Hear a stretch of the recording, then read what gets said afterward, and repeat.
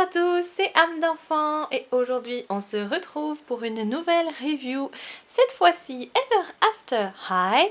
C'est donc notre petite Madeline Hatter que nous retrouvons donc le jour de l'héritage, donc Legacy Day en anglais. Je remercie une nouvelle fois ma maman parce que c'est elle qui me l'a offert pour mon anniversaire et je suis trop contente de l'avoir. Vous savez que j'ai pris le train un petit peu en retard des Ever After High et que je suis absolument fan de Madeline et vraiment là elle est mais sublime. C'en était une que je voulais absolument et je suis vraiment très heureuse de la voir parce qu'elle est magnifique. Donc voilà, toujours la fameuse boîte, donc les anciennes boîtes en forme de livre.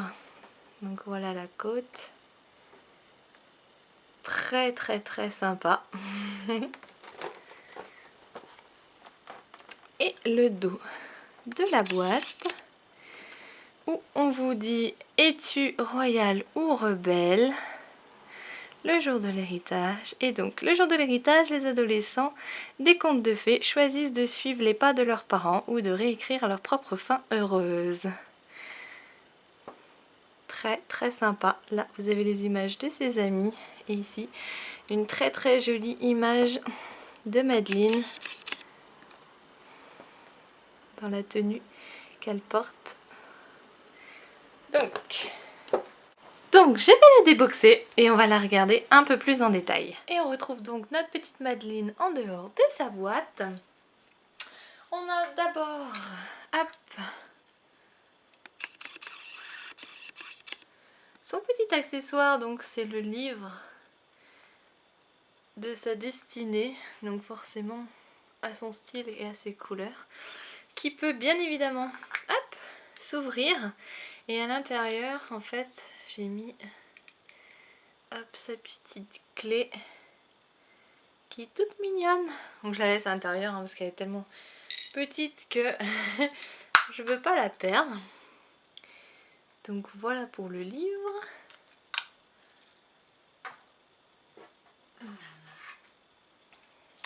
Elle est également vendue avec sa brosse bien sûr, hein, mais je ne la remontre pas. Donc alors, notre petite Madeline, elle est toute mignonne.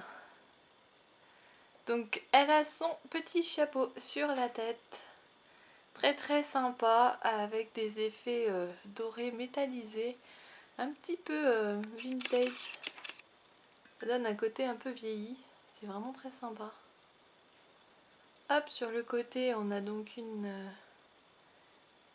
petite... En fait c'est une ceinture qui fait tout le tour.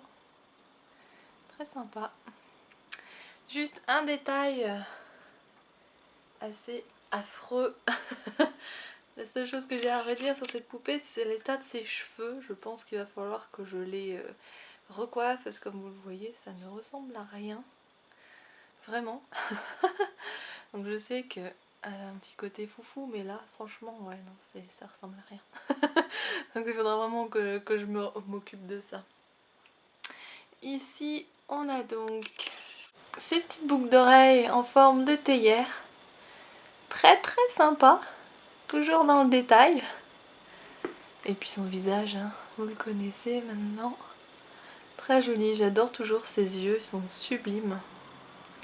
En dessous, donc on a son manteau robe qui est juste magnifique. Moi franchement, je crois que c'est la partie de son vêtement que j'aime le plus. Regardez ça comme il est sublime. Donc vous avez ce tissu qui est brillant, rayé donc bleu et doré, très joli. Ce col noir qui est d'ailleurs tout doux, ça fait un effet un petit peu effet peau de pêche, on me dit comme ça. Autour du cou, elle a également hop, ces petits froufrous en plastique, très sympa. Et puis en dessous, elle a juste un petit débardeur tout simple. Dans les tons blanc, beige, rayé de petits fils dorés. Très très très joli. C'est vraiment sympa, hein, franchement. Puis bien sûr, comme vous avez vu, on peut ouvrir et fermer son manteau. Ces petites manches également sont très très sympas. Putain. Ça fait donc des petits volants violets, un petit peu pailletés. C'est vraiment très très joli, il n'y a pas à dire. Et ici donc on a, donc comme toujours, sa main qui est peinte avec la petite collerette pour faire le gant. J'adore l'idée. C'était la même déjà sur la première que je vous ai présentée, mais j'aime bien. Et sa bague donc en forme de petite tasse. Très très très mignon.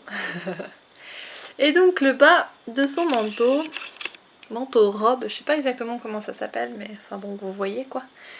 Et on a donc plusieurs parties. Donc on a une première partie qui est noire avec par-dessus des petites rayures dorées. Ensuite on a le violet pailleté. Encore en dessous on a le mauve avec plein de jolies formes dorées. C'est vraiment très très joli et à la fin on finit avec le petit voile noir pailleté doré. C'est vraiment sublime. Je l'adore, celle-ci, elle est vraiment magnifique. En dessous on a son petit pantalon qui est bleu avec des paillettes dorées, violettes.